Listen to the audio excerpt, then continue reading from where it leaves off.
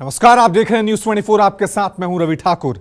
राजस्थान में कुछ ही महीनों में विधानसभा के चुनाव होने हैं। ऐसे में बीजेपी और कांग्रेस दोनों ही दलों ने अपनी पूरी ताकत झोंक दी है।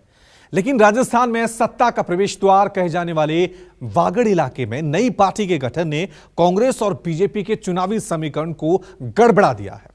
यहां पर भारतीय आदिवासी पार्टी ने 17 सीटों पर चुनावी रण में ताल ठोक दी है। सूबे की कुल 200 में से 59 सीटें ऐसी हैं जहां आदिवासी ही प्रत्याशियों की जीत हार का फैसला करते हैं। और राजस्थान की राजनीति में कहा जाता है कि जो मेवाड़ वागड़ जीतता है, सरकार उसी की बनती है। ऐसे में राजस्थान विधानसभा चुनाव में कैसे आदिवासी बनेंगे किंग मेकर, यह रिपोर्ट देखिए।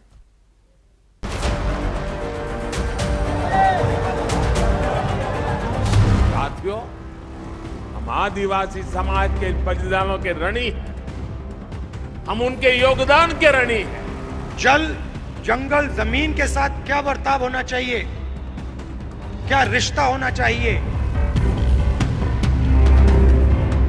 आदिवासियों से सीखना चाहिए। कांग्रेस हो या बीजेपी हो, छोटी छोटी लालच देके इस एरिया को आज तक वोट बैंक बना रखा था।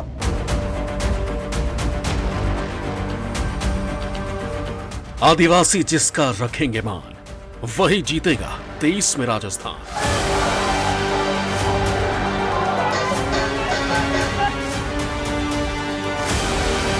राजस्थान में सियासी अंगड़ाई, अब की बार त्रिकोणीय लड़ाई।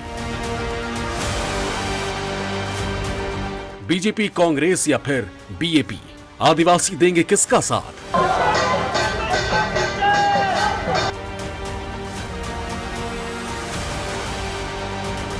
जिनका 59 सीटों पर सीधा असर, वो आदिवासी बनेंगे किंग मेकर।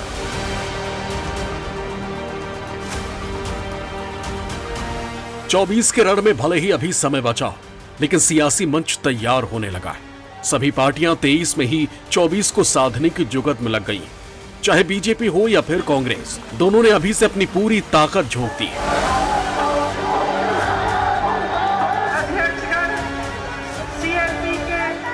चंद महीनों में देश के हिंदी पट्टी के 3 बड़े राज्यों में विधानसभा चुनाव है, जिसमें से एक राज्य ऐसा है जहां हर 5 सालों में सत्ता परिवर्तन का रिवाज रहा है, और वो राज्य है राजस्थान।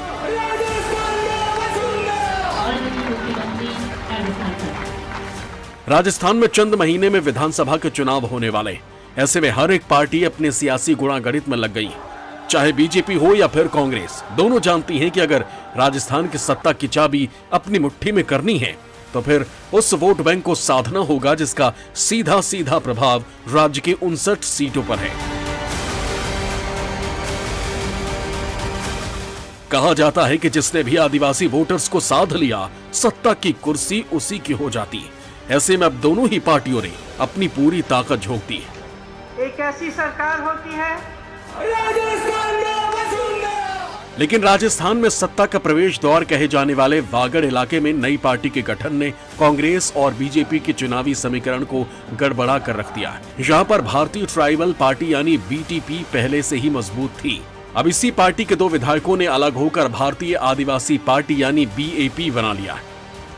यहाँ के 17 आदिवासी सीटों के साथ सूबे की कुल 200 में से कुल 59 आरक्षित सीट ऐसी हैं जहां पर प्रत्याशियों की जीत हार का फैसला आदिवासी और दलित करते हैं।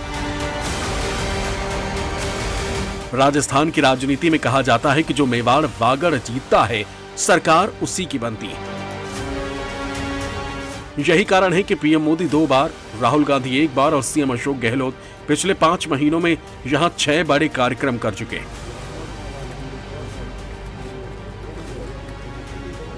राजस्थान में सबसे ज्यादा यानी कि करीब 17 साल तक मुख्यमंत्री रहने का रिकॉर्ड मोहनलाल सुखाड़िया के नाम पर है, जो कि कांग्रेस पार्टी से थे।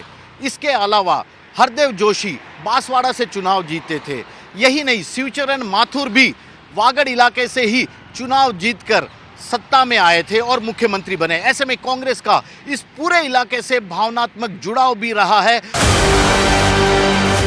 आदिवासी बहुल दक्षिणी राजस्थान से ताल ठोक रही नवगठित दल बीएपी दोनों दलों का राजनीतिक समीकरण बिगाड़ सकती है, क्योंकि नई बनी भारतीय आदिवासी पार्टी पहले एक सामाजिक संगठन के रूप में काम कर रही थी।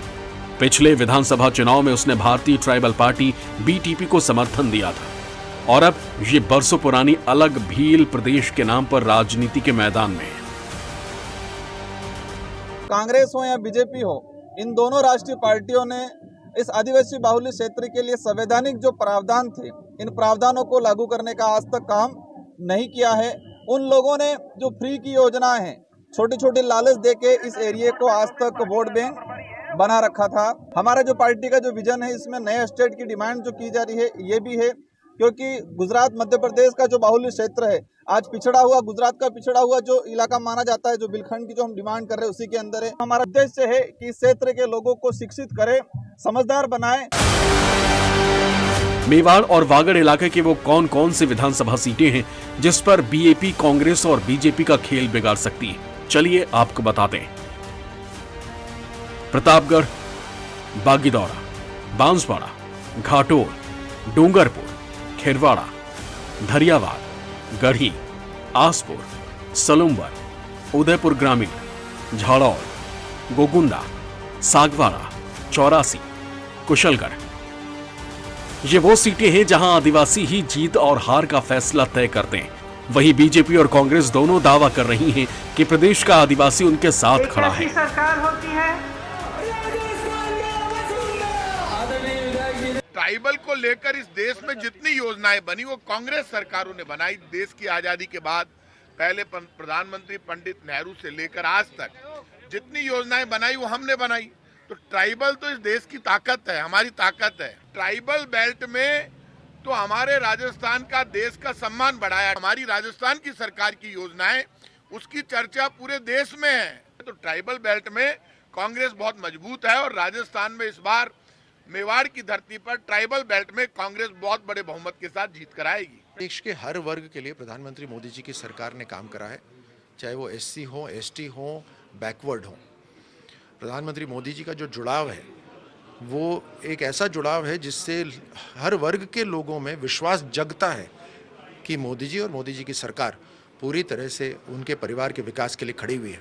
ट्राइबल इलाके भी हैं, वहाँ पर पूरी तरह से उनका समर्थन बीजेपी और प्रधानमंत्री मोदी जी के साथ रहेगा।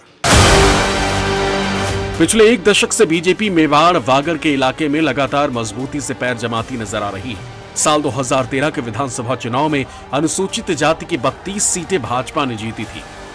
उसमें से वागड़ क्षेत्र की 10 में से 7 सीटों पर उसका कब्जा रहा था, जबकि कांग्रेस को एक भी सीट पर जीत नहीं मिली थी और सत्ता से दूर होना पड़ा था। वर्तमान स्थिति की बात करें तो इस वक्त मेवाड़ वागड़ में बीजेपी के पास कुल 28 में से 12 सीटें हैं और कांग्रेस के पास 10। पार्टी के गुलाब चंद कटारिया मेवाड़ वागड़ इलाके के सबसे बड़े नेताओं में से शुमार थे, लेकिन अब सक्रिय राजनीति से उनकी विदाई जिस तरह हुई है, उसके बाद एक बड़ा वैक्यूम बीजेपी के सामने है। ऐसे में बीजेपी इस बार और ज्यादा यहां पर मेहनत करती नजर आ रही है। यही कारण है कि कांग्रेस के मुखिया सीएम अशोक गहलोत पिछले 5 महीने में आदिवासी बाहुल्य दक्षिणी राजस्थान का तूफानी दौरा कर कई बड़ी परियोजनाएं शुरू कर रही हैं। वहीं प्रधानमंत्री नरेंद्र मोदी और राहुल गांधी ने भी आदिवासियों के प्रमुख धार्मिक स्थल मानगढ़ धाम पर बड़ी बड़ी सभाएं कर चुके हैं। ऐसे में बनते बिगड़ते समीकरणों के बीच बीजेपी का भी पूरा फोकस इन्हीं सीटों पर है। लोकतंत्र के अंदर अलग अलग पार्टियां आनी चाहिए, स्वागत है उनका। और जहां ये लोग जाना चाहते हैं कांग्रेस वाले, वहां जरूर जाएं। मेरा तो इनसे एक ही आग्रह है कि रणथंभौर के अलावा यहाँ पर पीड़ित भी हैं, दुष्कर्म के पीड़ित भी हैं, थोड़ा उनके पास भी चले जाए। इनके जो कुकर्म हो रखे हैं उसकी वजह से नहीं जीतने वाली, हम अपने सुशासन की वजह से जनता को प्रिय है। इस देश के अंदर बहुत सारी पार्टियां हैं, अब उनके बीटीपी और बीआरपी में कोई हो गया तो वो ठीक है, जो भी स्थिति होगी हमारी पार्टी तो अपने स्तर पे लड़ेगी। अभी आपको पता है मानगढ़ में राहुल गांधी जी आए थे, वहाँ 5 लाख आदिवासियों की जबरदस्त रैली हुई है। तो जो आदिवासी इलाका है, जो सीटें हैं हमारी, वहाँ एक तरफा कांग्रेस जीतेगी। अगर आंकड़ों की बाजीगरी पर गौर करें तो प्रदेश के कुल 200 विधानसभा सीटों में से 141 सामान्य वर्ग की सीट है, 34 अनुसूचित जाति एससी और 25 अनुसूचित जनजाति एसटी के लिए रिजर्व है। एसटी सीटों की हिस्सेदारी करीब 12.15% जो कि चुनावी हार जीत के लिहाज से बेहद अहम है। 2018 के विधानसभा चुनाव के नतीजों पर गौर करें तो 2018 के विधानसभा चुनाव में कांग्रेस ने 100 सीटों पर जीत दर्ज की, वहीं बीजेपी के खाते में 72 सीटें आई। कांग्रेस ने 13 एसटी सीटें जीती, वहीं बीजेपी के खाते में 8 एसटी सीटें आई। बीजेपी के कद्दावर नेता गुलाबचंद कटारिया को सक्रिय राजनीति से विदाई के चलते उदयपुर और चित्तौड़गढ़ में बीजेपी की चिंताएं बढ़ी हैं। वहीं बीटीपी, जनता सेना और अब भारतीय आदिवासी पार्टी का बढ़ता आधार कांग्रेस और बीजेपी दोनों को ही सताने लगा है। यही कारण है कि अब ये दोनों ही पार्टियां एक स्पेशल टास्क के तहत इन क्षेत्रों में चुनावी तैयारियों में जुटी। वहीं राजस्थान में एक कहावत मशहूर है कि जिसने भी मेवाड़ वागड़ का रण जीता, राजस्थान में सरकार उसी की बनी है। KJ Shivatsan, Jaipur, News 24।